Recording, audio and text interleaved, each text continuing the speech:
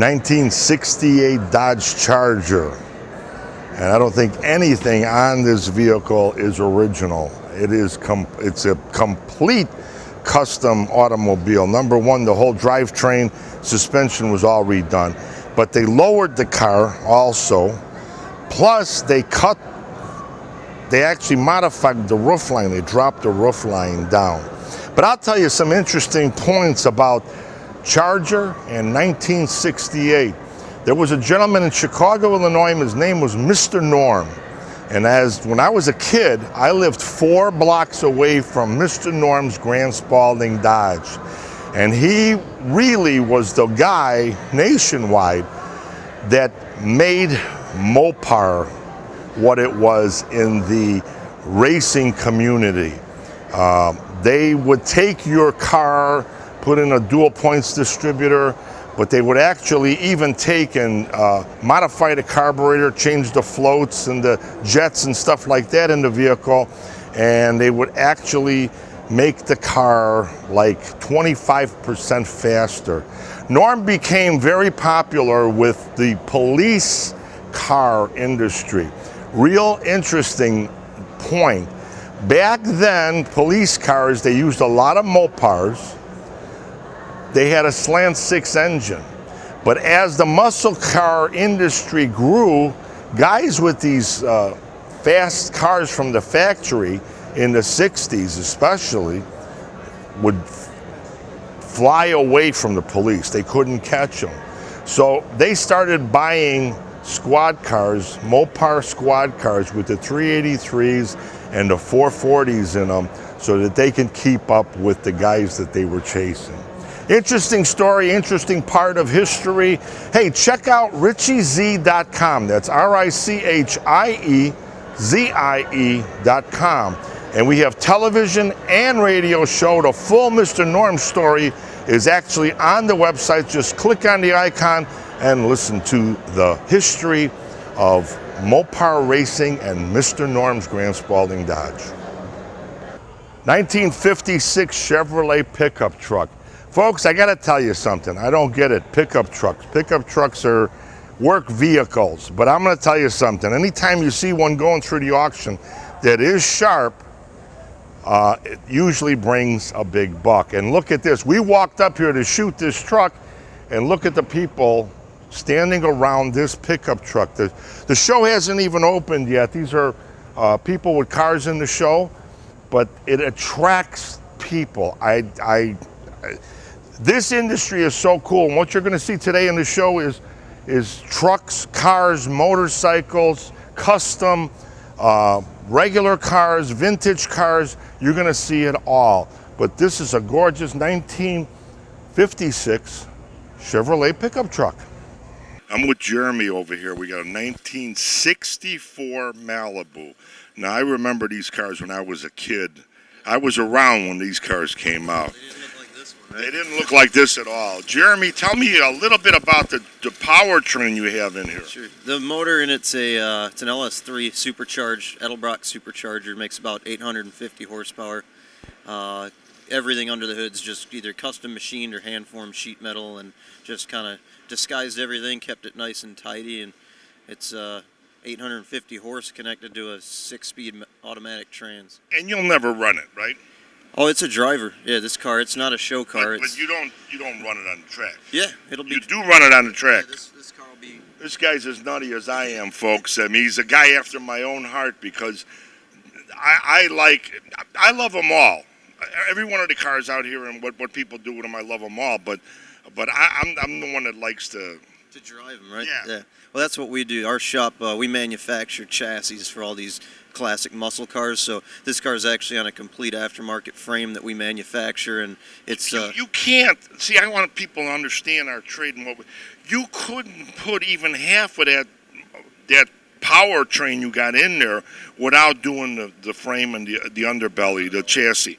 You have to have, I've talked to people for so many years. People need to understand this. You can't just drop a new big block in these cars because you'll twist the frame the first time you get on it. You'll pop the rear end and all of that. So the whole drivetrain has to be completely redone. Yeah, in this car, it's the complete chassis is manufactured in-house by the Roadster shop. That's my shop. It's independent rear suspension. Roadster shop up north? Yep.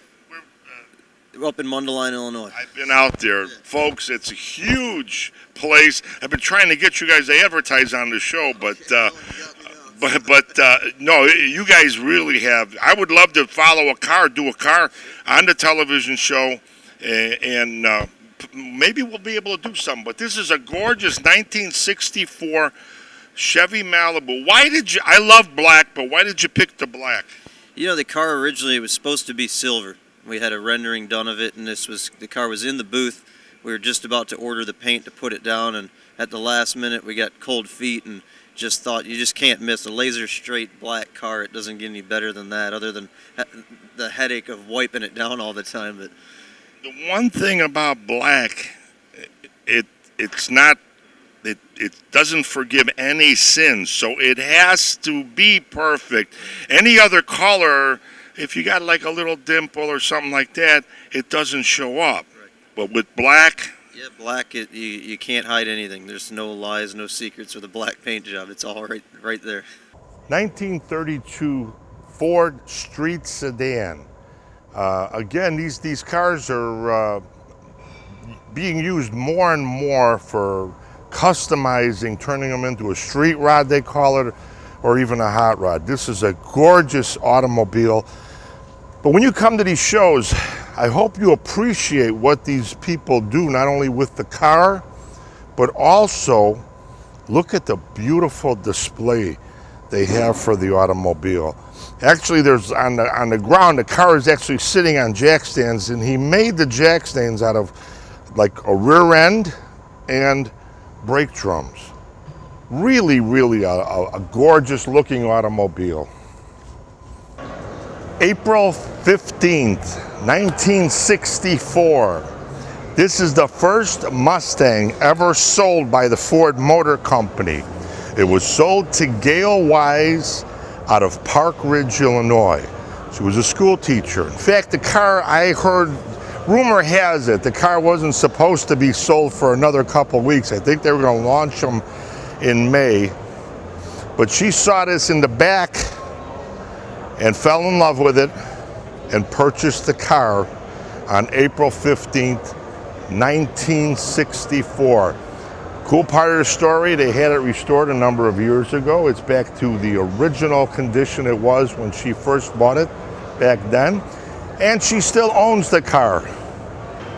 I have one suggestion for General Motors for the Chevrolet line, and that is to do a Camaro that looks like this, that will sell to the general public. The kids nowadays love the styling, the upper part of this, the hood, the trunk, and the roof of this automobile. This would be the hottest seller you've had for Camaro. So GM, if you're listening, think about what I'm saying. Maybe do it a limited production, but design it like that, and I guarantee you'll sell a lot of them. This is what it's all about. This is how we got started and how this became what it is today, the car industry. We got Cody and Mariah here, and your dad brought you to car shows when you were half our age, right? Yeah, we went to car shows all over the place. A lot of the ones that we went to were in the city parks, and we'd see the local guys with their cars in the summer, and it was a blast. Tell us who your dad is. Well, Ed Roth, Ed and Eileen are my parents. That's my father. And this is little Mariah here. And she loves going to car shows. She's probably been to over 100 car shows, and she's only 4, so she loves it. You know, I see this all the time, and I try to get, like, on camera on that. I want to tell this story because it's got nothing to do with the cars or any of that. It's got to do with a 4-letter word, and that word is love. Yeah, absolutely. You show her love, you know, and she loves to be with you. Sure. Well, it is. It's all about appreciating people's talents and being able to share that with other people. And absolutely, it's a family thing. When you come and you see these people work so hard, a lot of these cars that are done, well, they're done in the garages with the fathers and the sons and the daughters all working Right, together. right. And that's the cool part about it. You know, I try to tell people all the time, I love seeing this because I know this is not going to be on the street selling drugs or gang banging or whatever you want to call it. Sure. She's going to be, you know, when we're long gone, she's going to tell someone a story about, I remember when my dad and I did this at a car show. Right. Yeah. And that's sweet. Absolutely. Yeah, it's fantastic. All across the country we get to go to car shows, and I'll tell you one thing, the car guys are the most trustworthy guys. The guys, if you need anything, they're there for you, and it's amazing. I'm going to add to that because you brought up a point in my head, and you go to a baseball game, you go to a football game, you go to a hockey game, you hear four-letter words all the time. You hear guys punching each other, acting stupid, this and that, and throwing things at the whatever. You never see anything like that at a car show. Everybody, you know what? You walk up to anybody here and say, hey, is that your car? Yeah. Where'd you get those wheels? And all of a sudden they're talking for an hour, half hour, 15 minutes. They don't even know each other's names. But it's a magnet that brings nice people together, right? Yeah, she says. 1963 Nova. God, it takes my breath away. The car is just so spectacular. It's a full-blown custom convertible. Now, they didn't make many. I don't even know if they made Nova convertibles, and I'm from that era. But let me tell you a little cute part of history about the Nova automobile. Number one, Nova spelled backwards is Avon. Novas were made in Mexico back in the 60s. But Nova in Spanish means no go. So the Mexican people, where these things were being made, actually did not want to buy them because Nova means no go. But this is a gorgeous 63 Nova convertible, full-blown custom here at the World of Wheels show in Rosemont, Illinois at the Donald E. Stevens Convention Center. 1955 Chevrolet Bel Air, very, very popular in the automobile industry. Back in the 50s, Chevrolet, well, really 40s, 50s, 60s, Chevrolet dominated the sales of automobiles. And just to give you a little piece of information on Chevrolet, 1965, the Chevy Impala dominated the whole industry. 29% of the vehicles sold were a Chevrolet Impala in 1965. 1932 Ford. This is another gorgeous piece of work when it comes down to customizing cars. But you know, really the craze didn't start until the late 40s, early 50s. In fact, I'll tell you a little cute story about the muscle car era and when it started. Everybody says it's like in the 60s, but it started back in the 40s, and there was a gentleman that started it. He was a rum runner, a bootlegger. His name was Junior Johnson, and he was actually selling moonshine, and the feds were chasing him.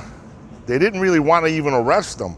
All they wanted was their $1 a bottle tax that was put on liquor back then. But he was the one that started the era and really made it go. Look at this gorgeous 1932 Ford. You know, back in the 60s, Comet and Falcon went away when the Mustang hit the era. But this style of the car stayed around. Now, this is a 64 Fairlane, right? Fairlane, yes, Ford Fairlane. Yep. This is very rare. They did not make many of these, right? They made, I believe, 100 in all. 100? Yes. Okay. Now, this one here was completely customized for the racing industry. That's correct. Now, one of the reasons they did that, they chose a car like this, was because they're very light, right? That's correct, yes, and they came pretty much totally stripped down. No radio, aluminum front bumper, fiberglass fenders and the like. From the factory. Correct. So they were building, like everybody else back in those days, they were building cars for the gearheads, for the muscle car guys. Exactly. So this thing was pretty fast from the beginning, but you guys modified it a lot, right? Oh, yes. This is totally modified to run in the Superstock B class, and it will run under 9 seconds. So you actually do run this thing. we do. We get it out several times a year. It's a lot of fun. What does it do in a quarter mile? It'll go, fastest it's been so far is 888. 888. Yes, sir. That's quick. That's quick for an automobile, especially something out of the 60s with the drivetrains from back then. Thank you for spending some time with me. Thank you very much. This 1931 Ford Model A four-door is really cool, but if you're looking at the hood ornament right now, they called it the mascot back then, but you can see there's actually a thermometer built into the mascot, so it would let you know if you're overheating while you're driving the car. The thermometer would actually turn red. So if you knew your car was running hot, you'd pull over, either add water or let it rest back then. But this is a very, very attractive car. 1931, I don't think they had kept this body style for long, but it was just it's really, really different than the other Model A Fords after that and even before the 1931 that you see here. Really a nice looking automobile, all kept original. Boy, I tell you, they really made some nice cars. An interesting point, too, that I want to bring up. Back then, you heard of Dillinger, the famous bank robber. He actually wrote a letter to Henry Ford when he'd steal cars. He would always steal a Ford because the Fords were faster than the police cars out there. So he was able to make a getaway quicker with a Ford automobile than anything else on the market. 1959 Chevrolet Impala. Gorgeous automobile. It's the last year, well, 60 was the last year of the wings on the Chevrolet Impala. This was kind of a Harley Earl trademark in the GM line. But a cute story has it, a rumor has it, that these cars, if you went into a dip like this in the road and you were doing over 100 miles an hour, because of the wings here, the car would actually go a little airborne when you went through the loop. Gorgeous 1959 Chevrolet Impala. I kind of like the idea of they call this the cat's eyes. Now that was a trademark also where they would put 3 taillights on all the Impalas back then. So there's actually 3 bulbs back here in this light. 1969 Chevrolet Camaro Z28. These were very, very popular cars. This one is actually a street machine. This is a real hot street riding car, I mean, for racing and stuff. It's got the tubs in the back, the high performance engine in it, and just in a real attractive color combination, I think, with the car. I've never seen the kind of a chamois colored striping on there. It's usually black to match the interior. I like the way this looks. 1969 Mustang. By the time 69 came around, Mustang was an icon already.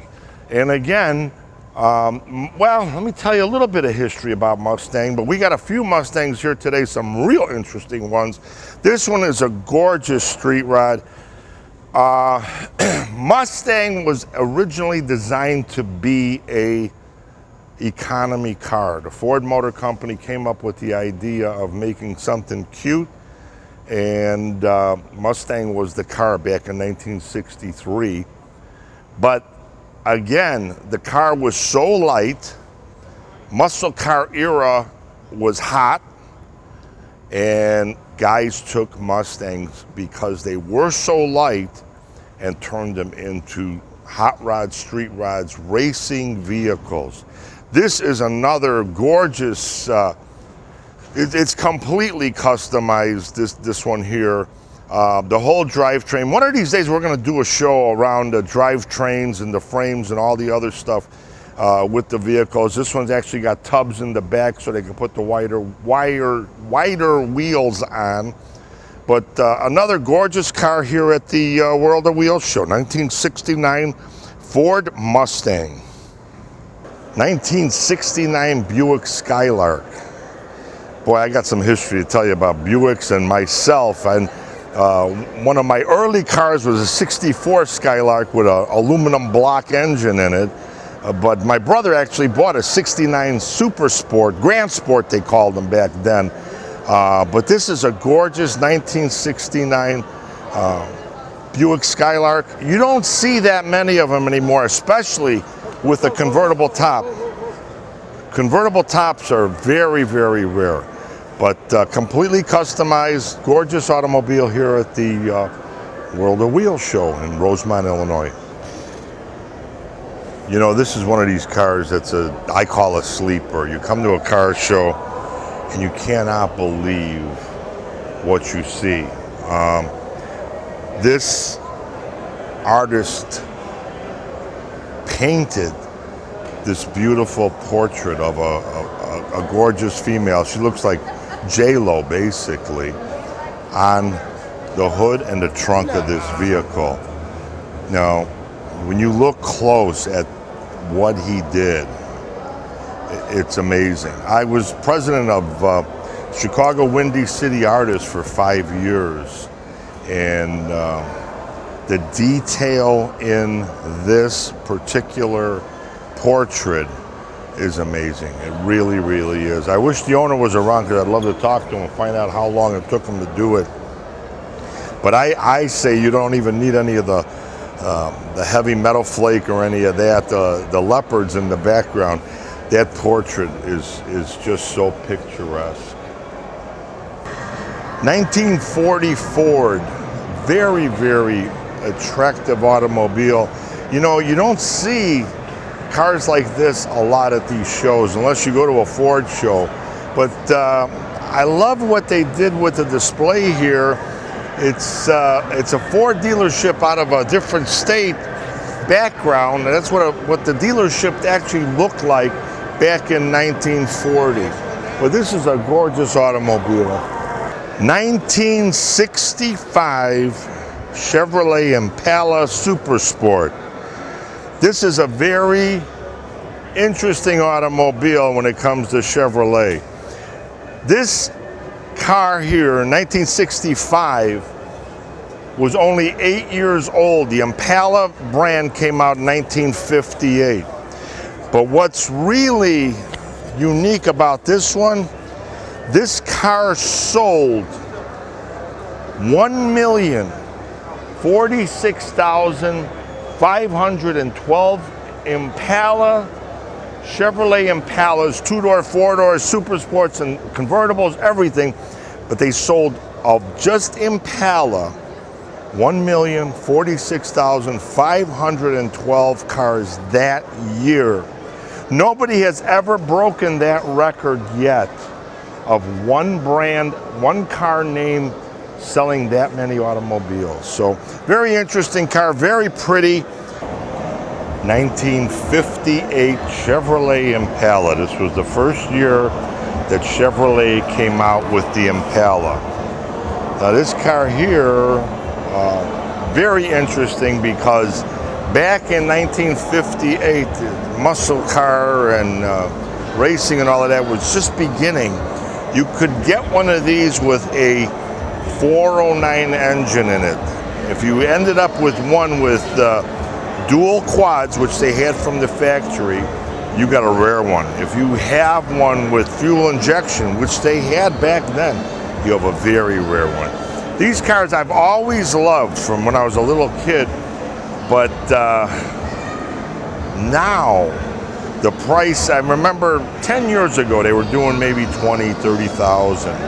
A sharp, pristine 58 Impala today will bring in excess of $100,000. If you have a convertible, that's even more money. I've seen them go through the auctions at $150,000. It was the first year of the 3 tail lights, And that was a thing that Impala carried on for many, many years.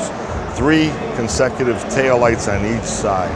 Gorgeous automobile, the 1958 Impala. Body style all by itself. There was not another year that was even close to this.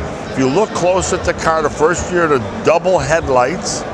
But if you look at the front end, it has Straight's design style from the Corvette automobile also.